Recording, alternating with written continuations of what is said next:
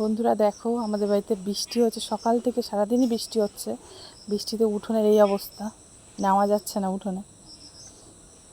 এখন 2:15 বাজে, বৃষ্টি এখন কমলো। আমি রান্না বসালাম, মানে ভাতটা হয়ে গেছিলো, বাজার নিয়ে আসতে পারছিল না, বাজারে গিয়ে আটকে পড়েছিল, তাই জন্য দেরিতে বাজার এসছে, দেরিতেই রান্না বসেছে। তো আজকে বেশি কিছু রান্না করছি না, আজকে রান্না করব কুমড়ো ভাজা আর সোয়াবিন। সোনু যেহেতু কুমড়ো ভাজা পছন্দ করে, তাই ওর জন্য কুমড়ো ভাজা, নাহলে শুধু সোয়াবিন করলেও খাবে না।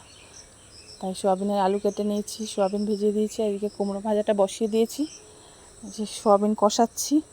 কুমড়ো ভাজা হয়ে গেছে। বাইরে আবার বৃষ্টি নেমেছে, এখন 2:30 মতন হয়েছে, তো আবার বৃষ্টি নেমেছে। আজকে বৃষ্টি আর মনে হয় কমবে না সারাদিন। আকাশটাও কীরকম মেঘলা।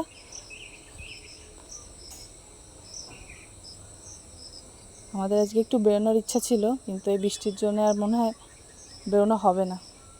সোয়াবিন ঢেকে দিয়েছি। এদিকে সোনু এসছে, কুমড়ো ভাজা খাবে। কুমড়ো ভাজা হলেই ওর বায়না, ওকে একটু কুমড়ো ভাজা আগে দিতে হবে। ভাত দিয়ে পরে খাবে, ও আগে শুধু শুধু একটু খাবে।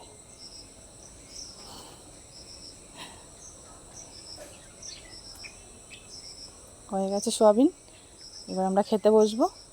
সোনুর থালায় সোয়াবিন নিচ্ছি। তো আজকের ব্লগটা এইটুকুই। কেমন লাগলো জানিও। Tata, bye bye.